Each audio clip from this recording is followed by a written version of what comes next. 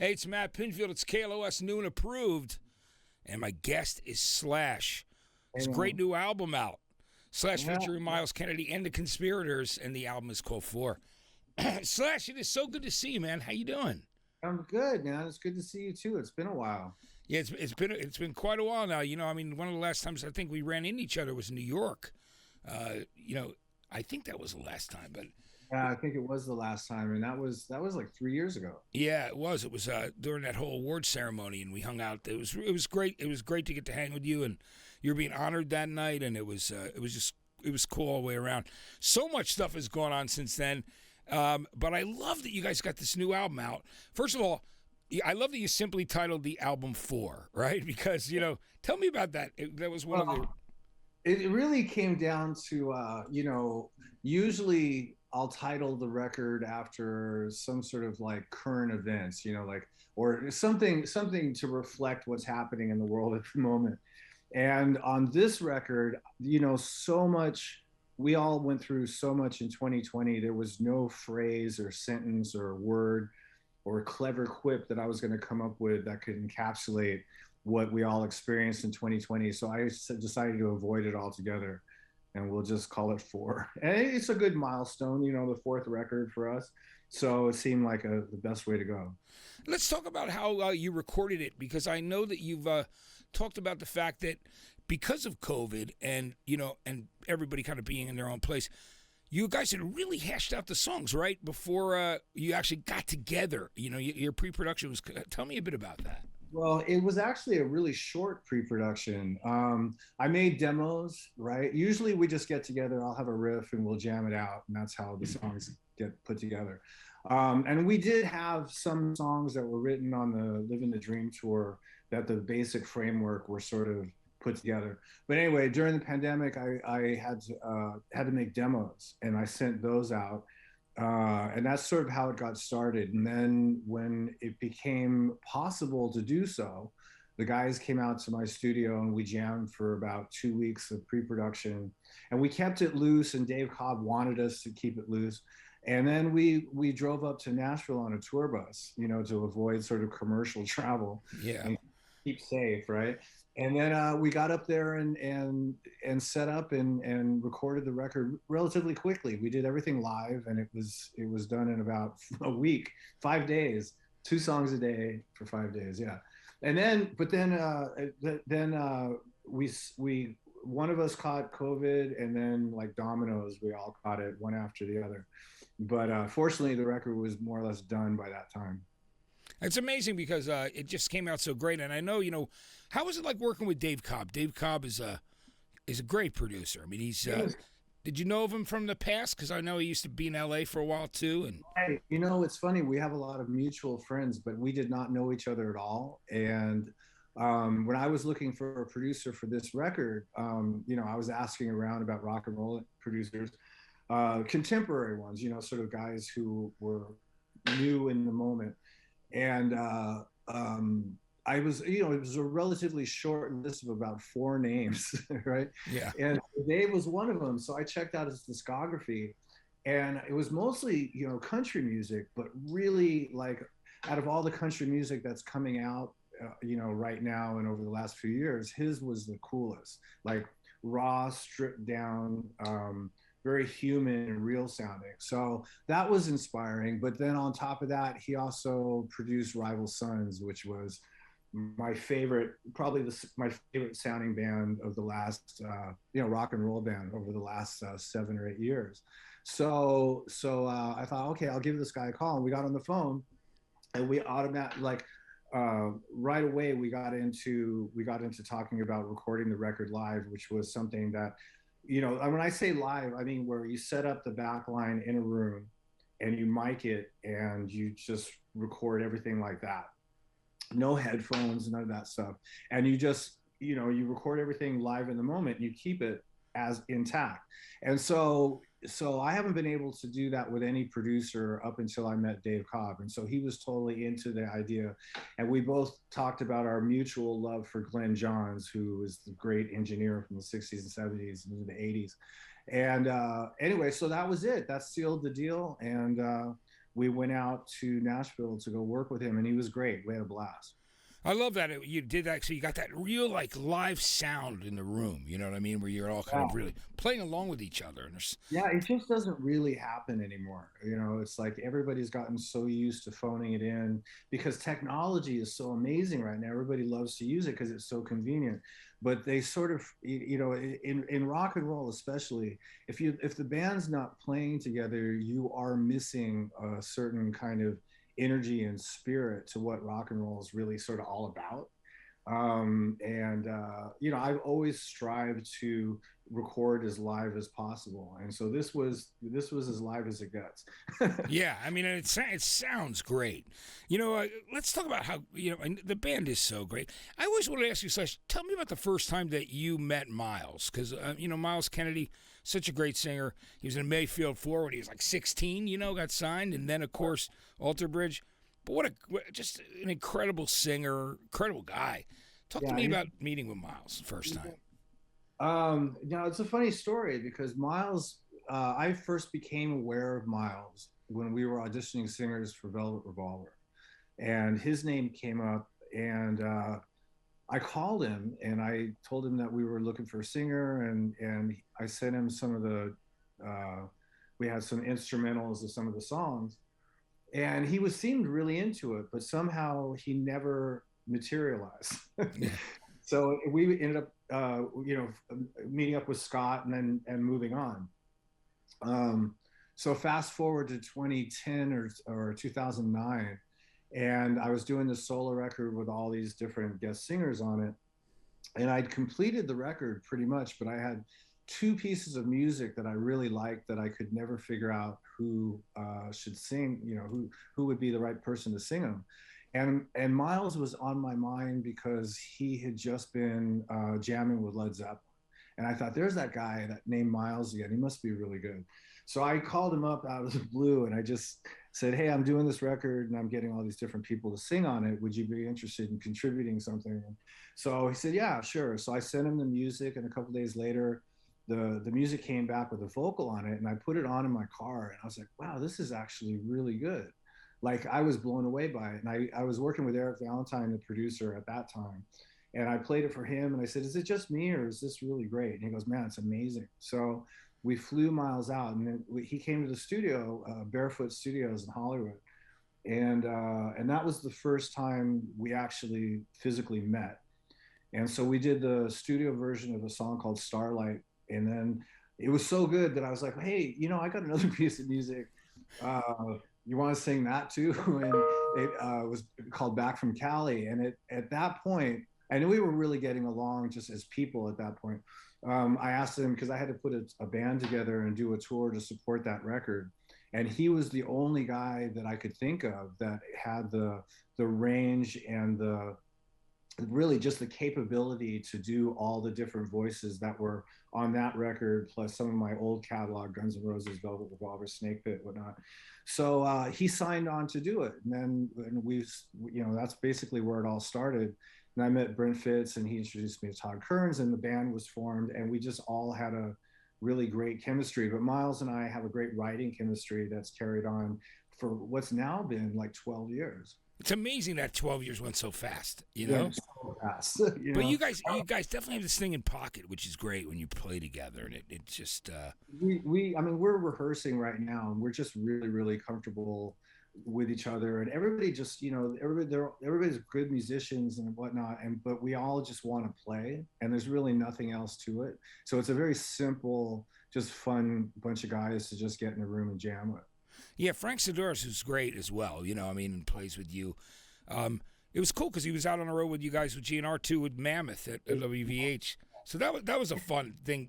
Actually, being able to hang out with him even when he wasn't on the road, he playing with. Yeah, no, it was good to see him because I mean the pandemic really sort of estranged everybody. You know, like I didn't see any of the Guns guys for a while. I didn't see any of the Conspirators for a while, and I was just sort of locked up in a studio by myself. Yeah. So, you know, so when Guns managed to get back out on the road, which was an event unto itself, to have Wolfie out there was great. And then have Frank playing with him and all of us just being out there together and doing the first really big tour of the pandemic period.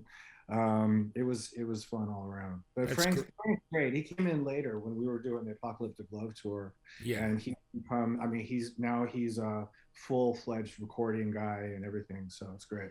I'm glad he's part of the Conspirators now too. I think it's great. It adds to your lead, which is cool. You know, this record's got some cool songs on it. Like Whatever Gets You By is one that I really like. There's The Road Less Followed, Action Speaks Louder Than Words. There's some really cool. I mean, there's some great tracks on this record, man. Tell me about how you feel about the songs overall. I mean, I just like I'm obviously biased, but I think it's a really cool record. I'm really happy with the way it sounds, and I'm really happy with the way the songs came together. I think it shows a great sort of writing evolution for us, and I think it's the coolest record we've done to date. I think there's a natural growth from record to record, and then I think we've just arrived at this place that's above and beyond where we were a couple of years ago. So it's all good. I really look forward to seeing those live shows as well. I think they're going to be incredible. I was recently saw that Sash, you had said about autobiographies that you thought some of them you weren't really a big fan of them, but yours one with my old friend Anthony Bozza I thought that was a great autobiography. How did you like the experience of writing with Anthony and your book? How do you feel about the way it came out? It was great because I did have sort of a thing against, biographies and autobiographies with ghostwriters and stuff. And so when I decided that I was going to do that book, which was at the time was really inspired by wanting to get out and set the record straight on a bunch of stuff that was going around at the time. I met Anthony, I think it was at Saddleback Ranch, I think if I remember correctly. And his input, what he wanted to do was to help me realize what I wanted to say and just sort of embellish it in some different places, but not affect not to sort of like color the story too much. Let's put it that way.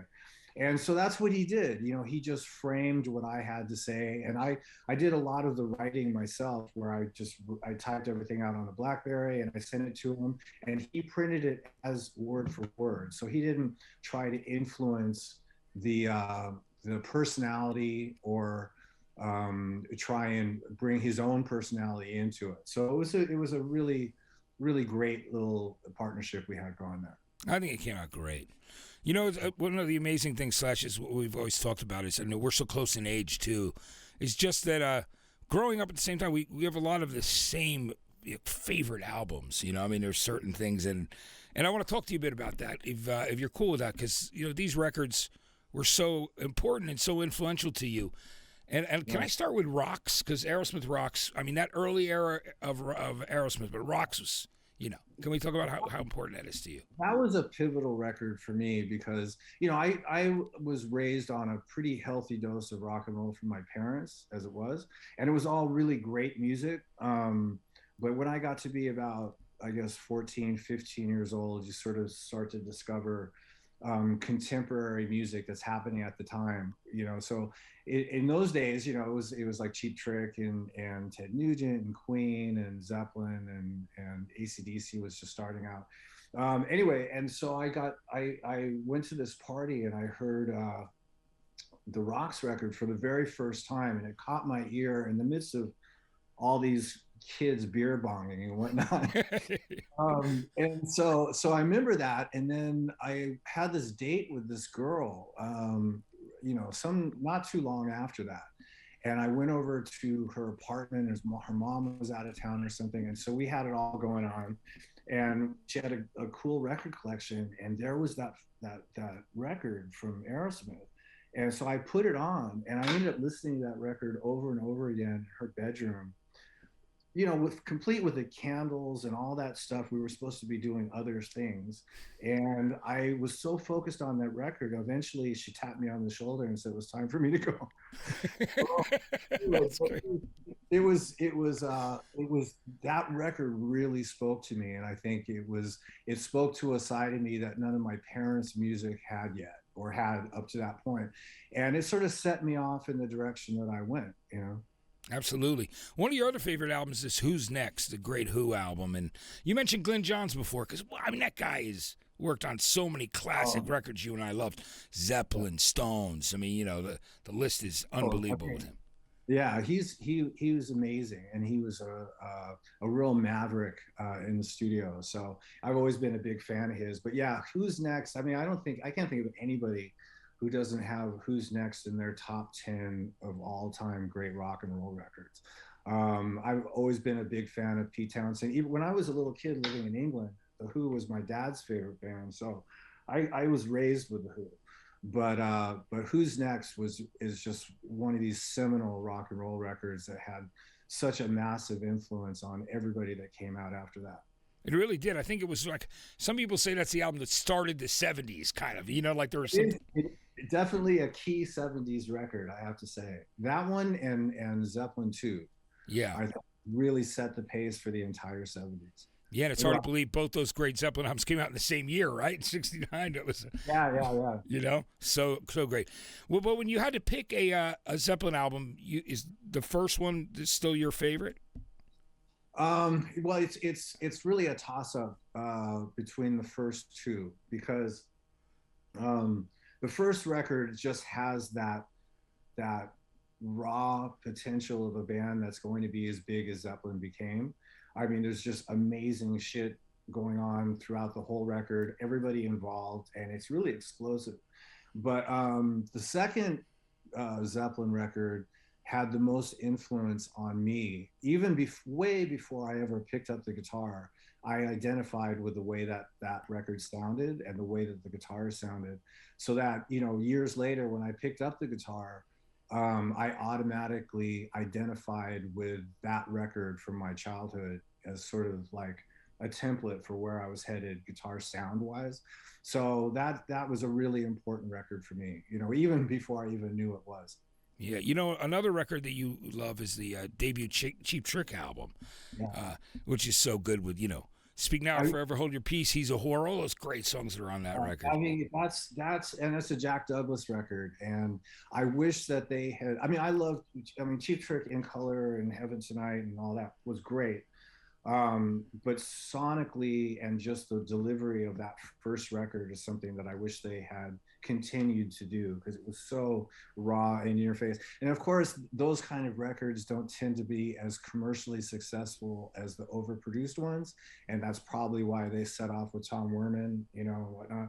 But that first Cheap Trick record is fucking badass. Yeah, Jack Douglas was a great producer with the Aerosmith stuff back then. Cheap Trick just got that great, and the records that he did still sound amazing now. Oh, he's probably one of the most underrated rock and roll producers of all time, because I mean, he's legendary, and a lot of people might not necessarily know that he's responsible for a lot of these great records. But he produced my second Snake Pit record, so I got to work with him. Albeit I was in the height of my drinking at that time, but it was still a very memorable experience, at least what I can remember.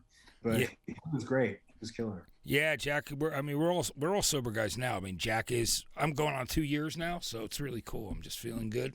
You know? What the sober thing? Yeah, like 15 years for me at this point, which is phenomenal. You know, I think it's great, man. It's incredible.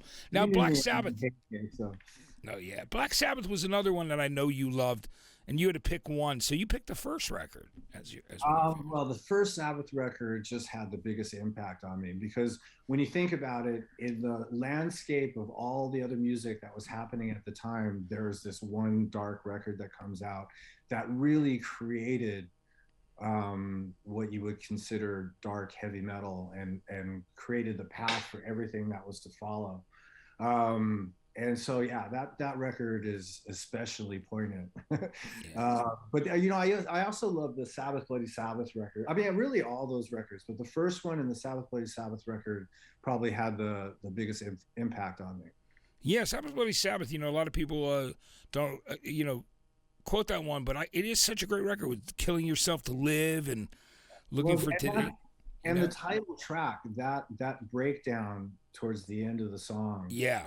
There's just nothing that's ever come out that's heavier than that. That one band that I can think of has a riff that is heavy, that broke down the Sabbath plays. Yeah, when it breaks back into that whole part, yeah, it just starts chugging. It's just so cool. That is great.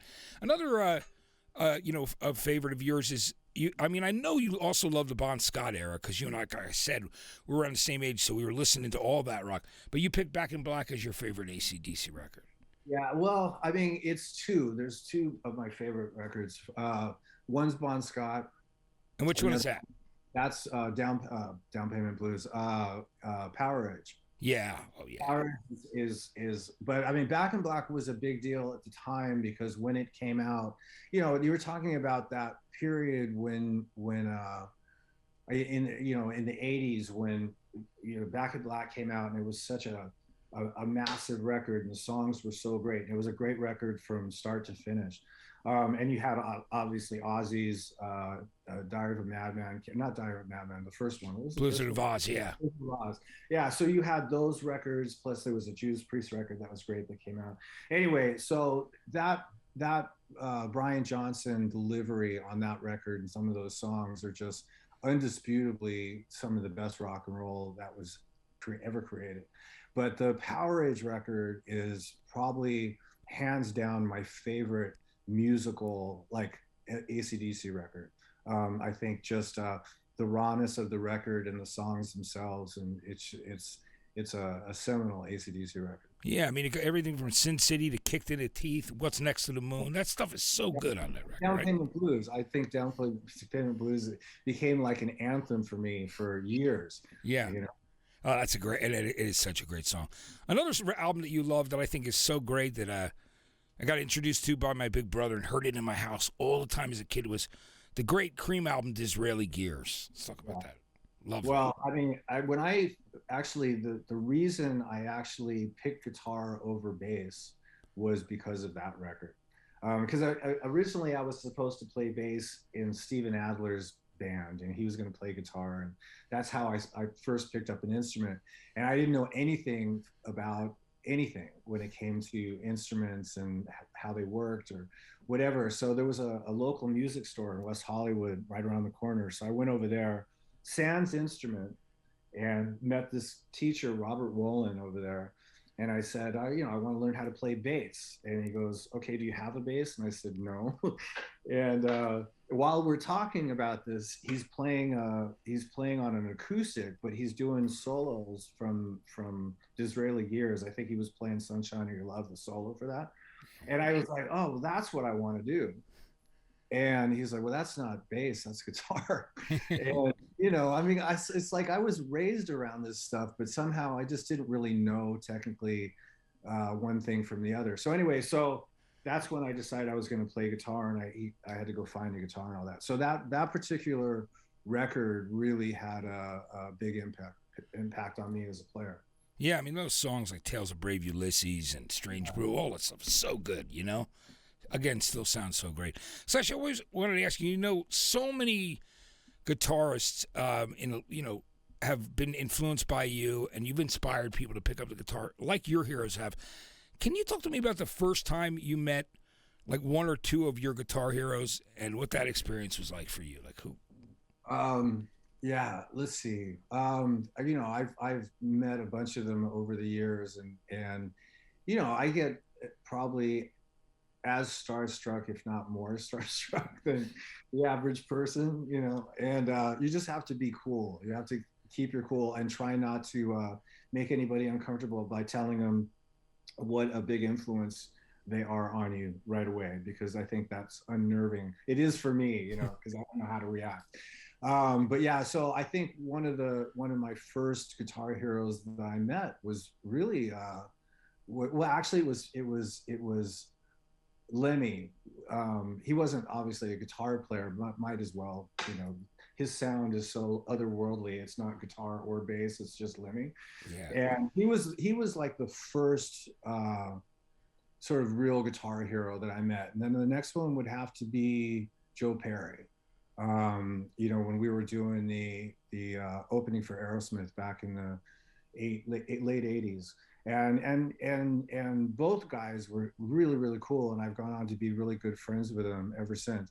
But I'll tell you one story of meeting some guitar heroes, uh, and just what an impact it had. I was doing a show at Hammersmith in 2000, I guess it was 2005, with Velvet Revolver, and Jimmy Page and Brian May, who I not met either one of them before, showed up at the gig.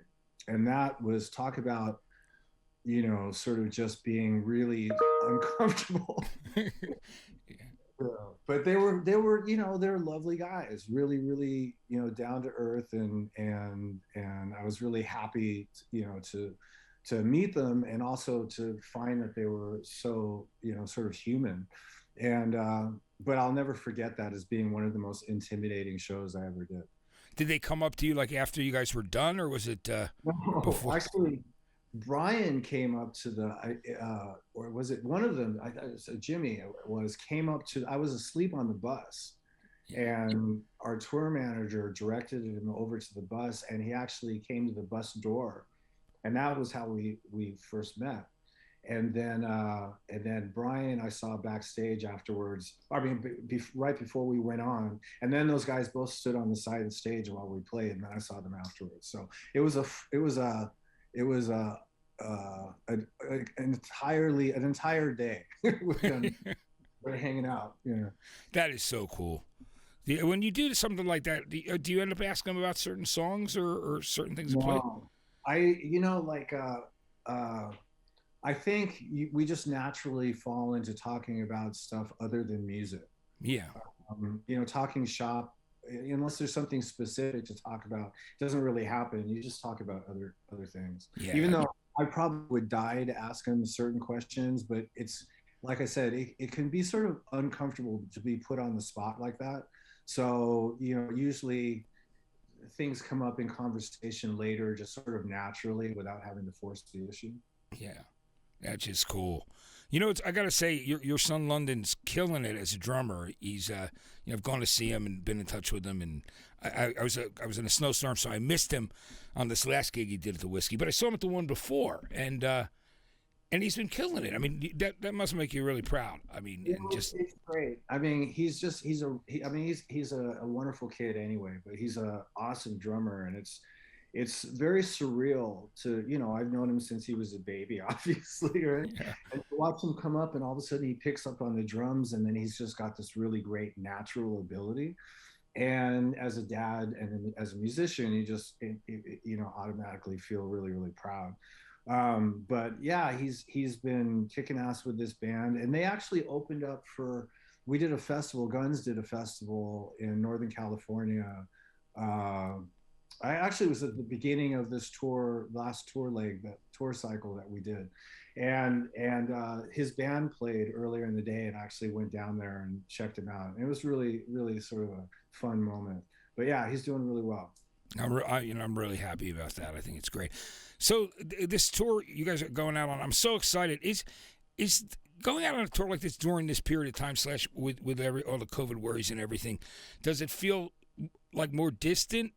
Or is it just something that, you know, you guys have your circle of friends and bandmates and people and crew, and that's how that works? The most important thing about all of it is the relationship between the audience and the band when we're actually on stage is amazing. You know, I think everybody's just dying to get out of lockdown and dying to go do something fun and just be out. And so that part of it's really explosive. The rest of it is pretty insular, but it is. I mean, I'm you know, so close to the guys in the band and so close to the crew that it's just really sort of like a tight knit family anyway.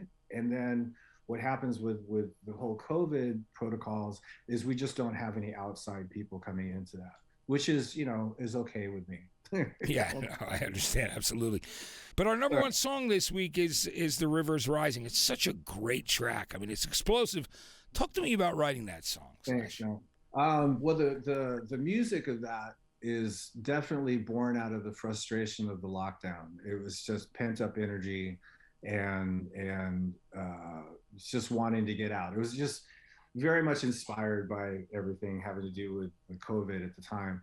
And it was one of the last pieces of music I wrote before we went into pre-production a couple of weeks later. But it came together really quickly musically, and I just made a demo of it and sent it to Myles, and he came up with a really appropriate set of lyrics, sort of politically inspired, I guess, and it just came together like that. And when we recorded it in Nashville, the arrangement changed a little bit because that double time ending, Dave suggested we bring it up again in the song, but earlier, which was a great idea. So we just like made it up on the spot and threw a guitar solo over it, and that was the track. Yeah. And after the record was done, it just seemed like a no-brainer for the first song on the record, and then eventually it became the first single. Do you have an idea what the second single's going to be? I mean, I know you put out "Call Off the Dogs," but no. Well, the two songs, "Call Off the Dogs" and "Fill My World" that we put out were just for fans. They weren't serviced as singles or anything. But the next actual real single is up between two different songs, and I'm not sure which one we're going to go with. There's a song called "Actions Speak Louder Than Words," and there's also a song called "April Fool." So one of those two. April Fool has a great groove to it, man. Too. Yeah. It really does. They're both very different from each other, and they're both really cool. So it's like 1 minute I'm good to go with one, and then all of a sudden the next day I want to go with the other, and so we just haven't really arrived at But I mean, when the singles come out, the record will be out, so we'll see what people date towards. Action Speaks Louder Than Words. Great lyrics to that too. I mean, it's a great record. And the thing that we talked about earlier that you mentioned, which I love, is the human side of recording that is missing a lot of times because, like you said, the technology. This record has that real feel of a rock and roll band in a room, Well, that was an important thing for ourselves and also Dave Cobb to capture, was to get in the room. And for me, it was really liberating because I've been wanting to record. I mean, we've always recorded live, but I hated headphones. So I would go back and redo the guitars in the control room and blast the monitors and do it like that. But we do our best to capture the energy of the live feel with everybody playing together to cut the basic track. On this record, though, we set up the back line in this big room at RCA Studios in Nashville, and we just mic'd the rig like we were playing at a gig, and just play the song and with the vocals and guitar solos and all that stuff live, and just keep it intact as is. And I think it really captures the essence of what a rock and roll band is all about, which is what turned me on to this in the first place. And I think a lot of that has been systematically diluted by overuse of technology in the studio. I have nothing against technology, but I know for a fact that more bands than I care to count hardly can play a song from one end to the other where they record a record. Which is crazy when you think about it. Just phoning it in and all that, and you're losing a lot of the important thing about what makes rock and roll. When you do that, you're just sort of like, missing out on everybody sort of vibing off each other and the tension and the sort of tension and release that goes on. The interaction between the band, which actually has an unseen explosive element to it. So that's what we were trying to capture. And you certainly did. Before we go, Slash, one of my favorite shows was that show that you shot the Paradise City part of the video on with GNR, Deep Purple, and Aerosmith. I mean, it was Aerosmith.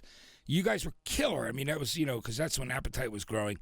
And Aerosmith were like in top form. It was on permanent vacation. It was just one of those, right? That was a great tour. I mean, we had a lot of great tours in the 80s, with Alice Cooper and Motley Crue and the Cult and stuff. But that Aerosmith tour was really like at a place where we were starting to break, and Aerosmith was, all out going for it because they just made their big comeback with this new record. And it was a really, if I never lived another day in my life back then, it would have been enough. Yeah, those shows were amazing. Speaking of that, before we head out, Slash, what about some of your favorite live shows you've seen that have been like seminal for you? You went, God, this is a great rock and roll show. Ones that you never forgot. Which ones were? Well, a key one was Station to Station that I saw with in LA. It was David Bowie.